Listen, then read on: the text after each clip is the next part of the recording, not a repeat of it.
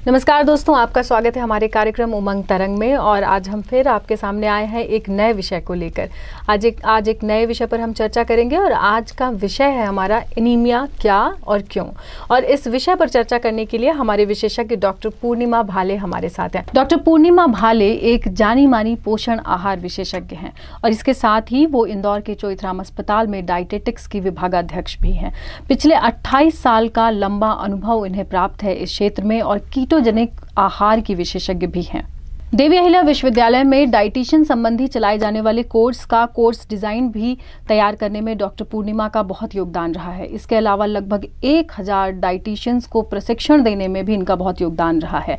Doctor पूर्णिमा भाले इसके अलावा इंडियन डाइटेटिक एसोसिएशन के इंदौर चैप्टर के अध्यक्ष भी रह चुकी हैं।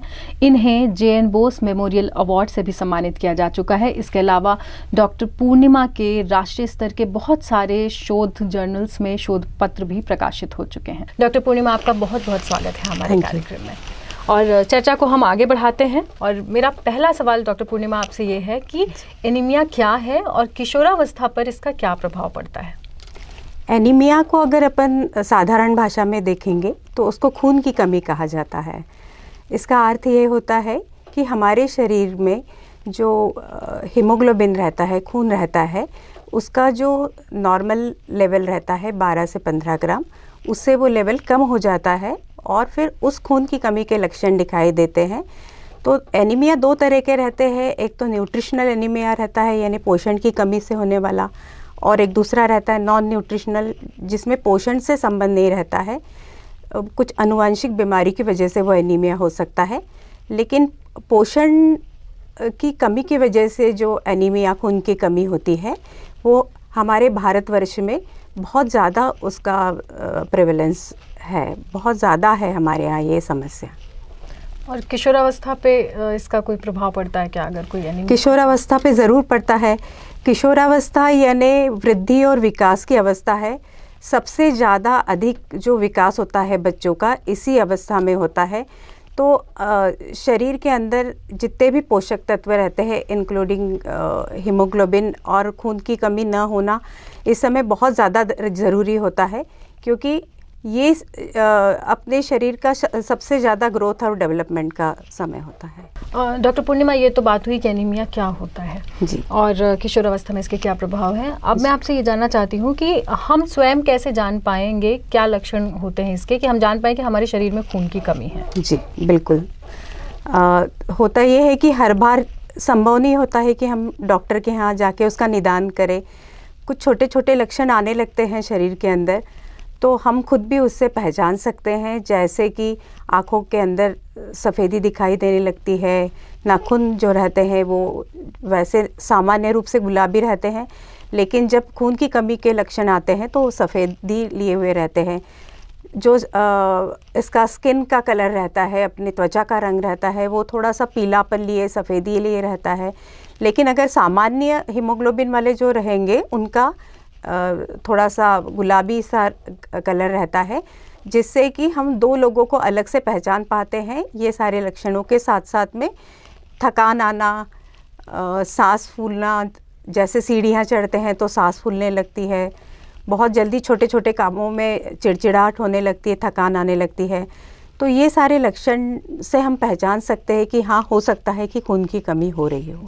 पूर्णिमा जी, हमारे साथ कार्यक्रम में बच्चे भी होते हैं, कुछ शिक्षक भी होते हैं और वो अपने सवाल रखते हैं, तो हम आगे के सवाल बच्चों और शिक्षकों से लेते हैं। अगला सवाल एक शिक्षक की तरफ से आ रहा है। जी बिल्कुल। मेरा आपसे एक प्रश्न था कि अक्सर एनीमिया की प्रॉब्लम महिलाओं में ही क्यों पाई जाती है? पूर्णिमा जी, इसी सवाल के साथ मैं भी अपना एक सवाल जोड़ रही हूँ कि जैसा इन्होंने कहा कि महिलाओं में देखी जाती है एनीमिया की समस्या, तो क्या ये समस्या पुरुषों में भी देखी जाती है? क्या लड़कों में भी ये समस्या होती है? जी बिल्कुल। देखिए, महिलाओं और पुरुषों दोनों में खून की कमी होने की संभावनाएं रहती है, पर ये जो एडोलेसेंट गर्ल, किशोरावस्था वाली जो लड़कियां हैं, उस समय जो माहवारी की शुरुआत हो रहती है, उस समय शरीर में जो रक्तस्राव की वजह से खून की कमी का अंदेशा ज़्यादा होता है लड़कियों में, महिलाओं में। प्रेगनेंसी की वजह से। और वैसे तो पुरुषों में भी, अपने यहाँ भारतवर्ष में पुरुषों में भी है खून की कमी, एनीमिया का लक्षण उनमें भी दिखाई देते हैं, पर महिलाओं में इसी वजह से ज़्यादा होते हैं, माहवारी और प्रेगनेंसी की वजह से ज़्यादा ये लक्षण दिखाई देते हैं। लेकिन पुरुषों में भी होता है? होता है, बिल्कुल होता है। लड़कियों के विषय में एक बात मैं किशोरावस्था में एक और बात करना चाहती हूँ कि किशोरावस्था में जो लड़कियां हैं उनकी विशेष तौर पर आयरन की रिक्वायरमेंट और ज़्यादा बढ़ जाती है, चूँकि वो ये हमारी आगे की प्रोस्पेक्ट मतलब होने वाली जो माताएं हैं ये बनने वाली हैं, तो इनके पोषण का ध्यान रखना हमारे लिए और ज़्यादा ज़रूरी है। जो महिलाएं खून की कमी से ग्रसित होती है, आगे जाके जब वो माँ बनती हैं तब उनके बच्चे के ऊपर इसका बहुत ज़्यादा बुरा प्रभाव पड़ता है। इसलिए ख़ास तौर पर लड़कियों को अपने पोषण संबंधी चीज़ों का, आयरन युक्त आहार का बहुत अधिक ध्यान रखना चाहिए। इस उम्र में लड़के और लड़कियां दोनों को ही खून की कमी ना हो, उसके लक्षण ना आए, जिससे कि वो अपना बेस्ट परफॉर्मेंस पढ़ाई में और सभी तरह से वो कर पाएंगे। आगे अनीमिया के बारे में कुछ छात्र अपने सवाल पूछना चाहते हैं पूर्णिमा जी, तो हम छात्रों के सवाल लेते हैं। जी, मुझे अक्सर थकान होती है, कभी कभी सांस फूलने लगती है और कभी कभी चक्कर भी आने लगते हैं, इसका कारण क्या है? देखिए, बहुत सारे कारण होते हैं इस तरह के लक्षणों के, लेकिन आमतौर पे ये देखा गया है कि खून की कमी हमारे यहाँ बहुत ज़्यादा कॉमन है, क्योंकि जो आहार संबंधी जो गलत धारणाएं चली आती है, जो संपूर्ण आहार नहीं लिया जाता है किशोरावस्था में, उसकी वजह से धीरे धीरे वो खून की कमी जब बढ़ के सीवियर एनीमिया में, मतलब और जटिल एनीमिया में परिवर्तन जैसे जैसे होने लगता है, वैसे वैसे हीमोग्लोबिन कम होने पे ये सारे लक्षण दिखाई देते हैं। जो माइल्ड एनीमिया रहता है उसमें कम लक्षण दिखाई देते हैं, आमतौर पर ऐसा लगता है कि हाँ सब ठीक चल रहा है।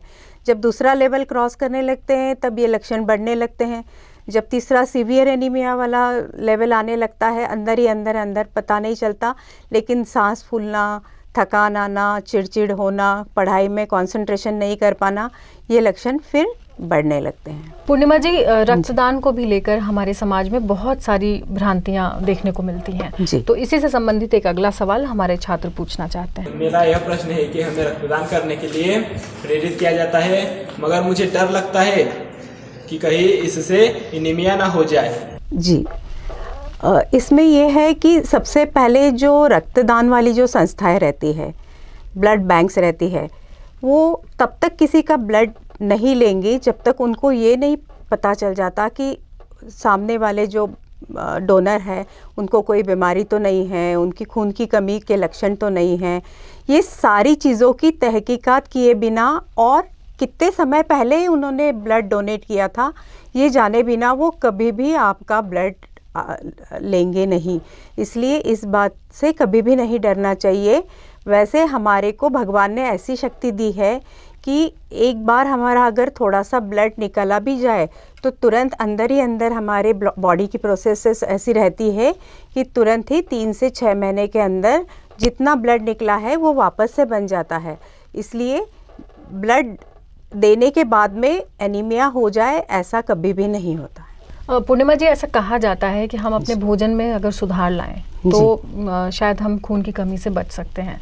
तो आपसे हम ये जानना चाहेंगे कि ऐसी कौन सी आदतें होती हैं, भोजन संबंधी आदतें, जिन्हें हम अपनी आदतों में शुमार करने से हम रक्त संबंधी समस्याओं से बच जाएंगे? जी बिल्कुल, जैसा कि अपनी संस्कृति में सच ही कहा गया है कि जैसा खाए अन्न वैसा होए तन और मन। जो मेन जो खाना है वही हमारे शरीर का सबसे बड़ी ऊर्जा का और सारे पोषक तत्वों का जो स्रोत है, जो अगर बचपन से लेके अंत तक सही रूप में लिया जाए तो हमें कम से कम बीमारियां हों, हम खून की कमी जैसे बीमारियों से आसानी से बच सकते हैं। लेकिन इसमें ये होता है कि एक पोषक तत्व के साथ में दूसरे पोषक तत्व जुड़े रहते हैं। ऐसा नहीं होता है कि केवल हम आयरन ले लेंगे हम खून की कमी से बच जाएंगे। उसके सहायक तत्व भी रहते हैं, उसके साथ में अच्छा प्रोटीन आहार लेना, विटामिन सी युक्त आहार लेना और साथ साथ में दूसरे सारे पोषक तत्वों को साथ साथ अगर लेके चलते हैं तभी खून की कमी और बाकी सारे कुपोषण से भी बचा जा सकता है। इसलिए ये तो फैक्ट है कि अच्छा पौष्टिक आहार लेने से खून ऐसे जो बीमारियां हैं ये कभी भी नहीं हो। पूर्णिमा जी, आगे के सवाल फिर से छात्रों और शिक्षकों की ओर से आ रहे हैं, हम सवाल की तरफ चलते हैं। बिल्कुल। मैं यह जानना चाहती हूँ कि जंक फूड जैसे चिप्स, कुरकुरे, चॉकलेट, बिस्किट आदि बाजार की और मैदे से बनी चीज़ें जैसे नूडल्स, मंचूरियन, गुपचुप क्या नुकसान करती है? हाँ बिल्कुल। एक्चुअली होता ये है कि किशोरावस्था ऐसी उम्र है जहाँ बच्चों को ऐसा लगता है कि हम जेब में पैसे ले लें और जो भी जब बाहर निकले तो कुछ ना कुछ अच्छी अच्छी चीज़ें खाएंगे जिससे हम हमारे ग्रुप के बच्चों के साथ में एंजॉय कर पाएंगे, कुछ ना कुछ दिन भर बाहर घूमना फिरना, ऐसे चीज़ों की आदतें लगाना। इसमें नुकसान ये होता है कि वो स्वाद में तो बहुत अच्छे रहते हैं पर उसमें पोषक तत्वों के नाम से ज़ीरो रहते हैं। हम बच्चों को ये कहते हैं कि क्या आपका पेट डस्टबिन है, कचरे का डब्बा, तो आप उसको ज़रूर भरिए उसके अंदर। लेकिन अगर आप ऐसी चीज़ों को बहुत पसंद करते हैं तो हम मना भी नहीं कर रहे हैं, हम ऐसा कह रहे हैं कि पहले आप अपना घर का संतुलित पौष्टिक भोजन ले लीजिए, फिर कभी कभी संडे को या फिर कभी एक आध दिन कभी आपकी पार्टी हो तो आप ऐसे जो खाद्य पदार्थ है जिसके प्रति आपकी रुचि है वो आप उसको भी एंजॉय करते हैं। लेकिन रोज़ के आहार में कुरकुरे, चिप्स, टॉफ़ी, चॉकलेट इसको पेट में नहीं भरिए क्योंकि ये अपने सेहत के लिए बहुत हानिकारक होते हैं और कभी कभी खाने में कोई नुकसान नहीं है। बिल्कुल। खान पान और इससे संबंधित, हमारी आदतों से संबंधित और भी सवाल आगे हैं जी। अगला सवाल लेते हैं। मेरा प्रश्न ये है कि चाय और कॉफ़ी में एनीमिया का क्या रोल है? देखिए, होता ये है कि सुबह से एक जो चाय की आदत रहती है तो भूख लगने पे हम लोग क्या करते हैं कि चाय का उपयोग कर लेते हैं। दिन में कई बार ऐसा होता है। कई बार जब हमारे पास कुछ चीज़ें अवेलेबल नहीं रहती खाने के लिए तो हम चाय ले लेते हैं।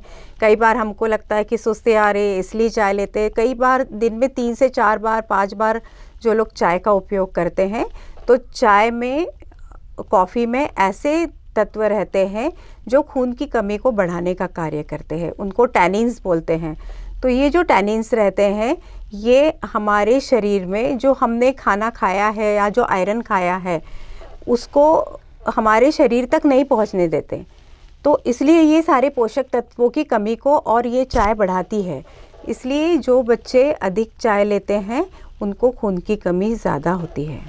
पूर्णिमा जी, ये तो छात्रों की बात हुई, कुछ शिक्षक भी हैं हमारे साथ जिनके मन में बहुत प्रश्न है इस विषय को लेकर, तो हम शिक्षकों के सवाल लेते हैं। मैं यह जानना चाहता हूँ कि क्या यदि कोई बच्चा एनीमिया की समस्या से ग्रस्त है तो क्या वो पौष्टिक भोजन लेकर इस समस्या से निजात पा सकता है?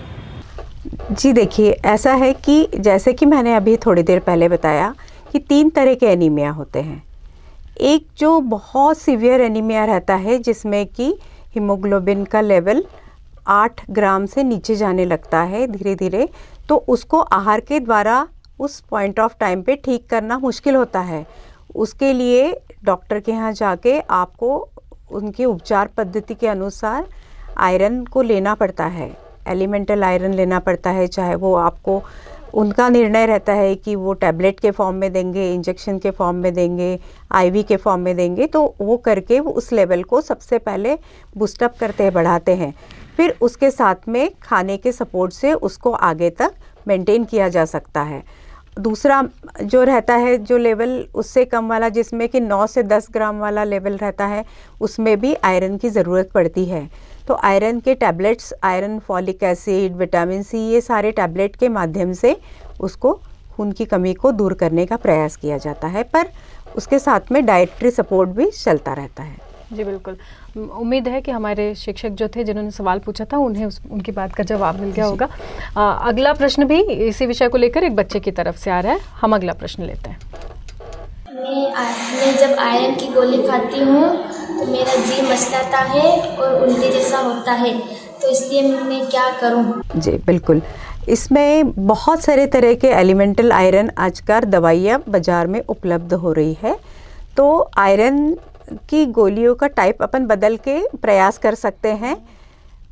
एनीमिया कंट्रोल प्रोग्राम और एनीमिया के ऊपर जितना भी काम हुआ है उसमें ये भी एक बात बहुत अच्छे से जानने में आई है कि अगर लगातार रोज़ लेने में जिन लोगों को दिक्कत आती है वो ऐसा एक दिन छोड़ के भी उन गोलियों का उपयोग करें, या फिर ऐसा कर सकते हैं कि उसको खाने के गैप को कम करें।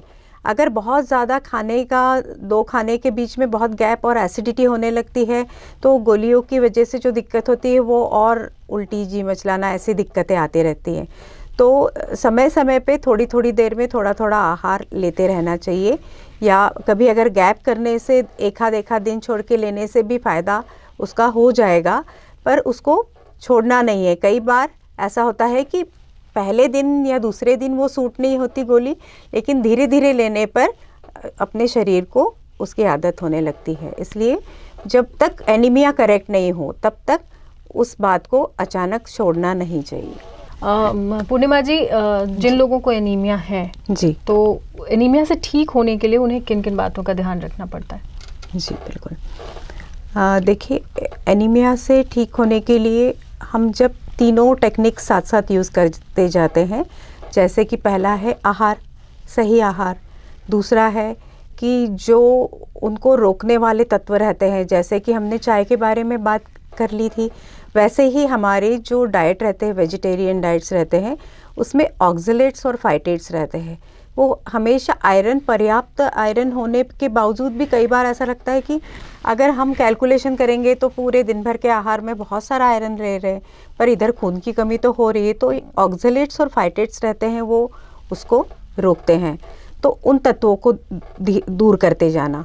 तीसरा ये रहता है कि कभी अगर हमको टैबलेट का सपोर्ट लगता है तो वो भी साथ में लेना है। जिन लोगों को टैबलेट सूट नहीं करती है वो इंट्रामस्कुलर आयरन के इंजेक्शंस लेके भी उसको लेवल को करेक्ट कर सकते हैं। लेकिन जो आहार रहता है उसमें सुबह से लेके रात तक हमारे जो ख़ास तौर पर ये किशोरावस्था में ये बच्चे 4 से 5 आहार लेना चाहिए इन लोगों ने। जैसे सुबह का नाश्ता, दोपहर का भोजन, शाम का नाश्ता, कोई फल एक आध और रात का खाना। अगर वो ऐसे 5 आहार के अंदर अपना iron, protein, calcium, vitamin C इसको पूरा डिस्ट्रीब्यूट करते हैं तो धीरे धीरे आयरन की, जिनको खून की कमी हो गई वो ठीक हो सकती है, और जिनको नहीं है उनको आगे भी प्रिवेंशन का रोकथाम तो हमेशा अच्छी होती है। ठीक। आपने बहुत सारा कुछ बताया कि कैसे रोकथाम करनी चाहिए। अब चूंकि बच्चों ने भी एक सवाल पूछा था कि क्या ये खाना चाहिए या ये नहीं खाना चाहिए, तो ऐसी कुछ चीज़ें आप बताएं कि कौन कौन से खाद्य पदार्थ ऐसे हैं जो हमें खून की कमी होने से बचाते हैं या जिन्हें हमें रेगुलर बेसिस में लेना चाहिए। जी जी, देखिए, आयरन 2 तरह के सोर्सेस से मिल सकता है, एक शाकाहारी और दूसरा मांसाहारी। मांसाहारी जो खाद्य पदार्थ रहते हैं उसका आयरन हमारे बॉडी में बहुत आसानी से ताकत को और हीमोग्लोबिन को बढ़ाने में मदद करता है।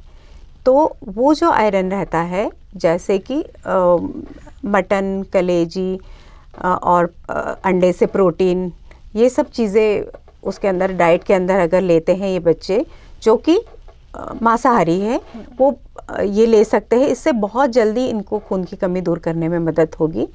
और जो शाकाहारी बच्चे हैं उनको बहुत सारी चीज़ों से आयरन मिल सकता है, लेकिन वो सोच के आहार के अंदर सम्मिलित करना पड़ेगा। पहले है कि हरी पत्तेदार सब्जियां, हरी पत्तेदार सब्जियां पालक, मेथी, बथुआ, चौलाई, अरबी के पत्ते। तो हमारा तो ये सलाह है कि भाई अगर आपको ऐसा लगता है कि हमारे गांव में नहीं मिलता, हमारे यहाँ नहीं मिलता, तो आजकल भारत सरकार ने एक बहुत सुंदर स्कीम निकाली है, पोषण बगिया। पोषण बगिया मतलब आप अपने घर के आंगन में उगाइए सब्जियां और उसका उपयोग करिए। उससे आपको सस्ती भी पड़ेंगी और वो जो आयरन रिच चीज़ें हैं वो आसानी से घर के घर में उपलब्ध हो जाएंगी। अब इसको कैसे खाएं? बहुत सारे बच्चों को पालक, मेथी अच्छा नहीं लगता, वो बोलते हैं कचरे जैसे लगती सब्ज़ी, हमें नहीं पसंद है। तो उसको कैसे लेना चाहिए? उसको पालक, मेथी को बारीक काट के, पीस के, अच्छे मसाले डाल के उसको पराठे के आटे में मिला के उसके पराठे, पूड़ी, चीला तरह तरह के व्यंजन बना के अगर वो सम्मिलित करे आहार में तो आसानी से आयरन को बढ़ाया जा सकता है। दूसरी चीज़ है गुड़, तिल्ली और गुड़ के लड्डू। अब सीज़न आ रहा है गुड़ की गजक, गुड़ के लड्डू, तिल्ली गुड़ की पट्टी, मूंगफली गुड़ के लड्डू। खजूर में बहुत आयरन रहता है, तो खारक, खजूर, मेवा सब मिला के उसके भी लड्डू बनाए जा सकते हैं। तो मौसम के अनुसार ये जो आयरन रिच चीज़ें हैं बहुत सारी उपलब्ध होती है, तो उसको बस अच्छे स्वादिष्ट तरीके के चीज़ों में बना के अपन उसको ले सकते हैं। रागी का आटा, बाजरे का आटा, इसमें भी बहुत आयरन रहता है। अगर हम हमारी जो रोटी या पूड़ी बनाते हैं नमकीन, अगर उसमें ये भी मिला देंगे तो सोने में सुहागा। 2 in 1, 3 in 1, एक ही चीज़ में सब मिला दो, एक आयरन रिच चीज़ बन जाएगी। उसके साथ में अभी जामफल का मौसम है, तो एक जामफल रोज़ खाना चाहिए। उसमें होता है विटामिन सी, नींबू में होता है विटामिन सी, संतरे में होता है विटामिन सी, बहुत ज़्यादा मात्रा में रहता है। ये तो स्वाद में भी बहुत अच्छे रहते हैं। अगर ये ले लेंगे तो जो आयरन हम खा रहे हैं अपनी चीज़ों में, उसका अवशोषण, एब्जॉर्प्शन बहुत अच्छी तरीके से हो जाएगा। इसलिए विटामिन सी युक्त चीज़ों का भी हमें उपयोग करना चाहिए। तीसरी चीज़ है प्रोटीन। तो नॉन वेजिटेरियन मतलब मांसाहारी आहार में तो अंडे से, मांस मच्छी से प्रोटीन बहुत अच्छा मिल जाता है, लेकिन शाकाहारी आहार में जो प्रोटीन है उसके लिए सोयाबीन का उपयोग कर सकते हैं।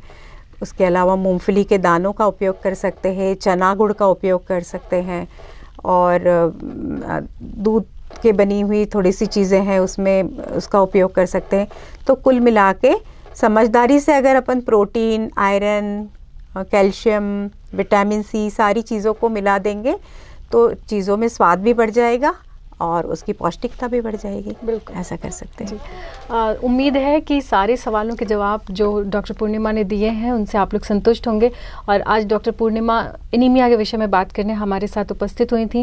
उन्होंने बहुत अच्छे से बताया कि एनीमिया क्या होता है, ये इसके लक्षण क्या होते हैं, इसको हम कैसे दूर कर सकते हैं, कौन से आहार यानी कौन से भोज्य पदार्थ हम अपने भोजन में इस्तेमाल करें जिससे हम एनीमिक होने से या खून की कमी होने से जो रोकते हैं, और किस तरह की आहार संबंधी आदतों में थोड़ा फेर बदल करने से ये हम अपने स्वास्थ्य को बेहतर बना सकते हैं। डॉक्टर पूर्णिमा, आपका बहुत बहुत धन्यवाद कि आप हमारे कार्यक्रम में आए और इतना बहुमूल्य समय दिया और इतने सारे सवालों के जवाब दिए आपने। Thank you.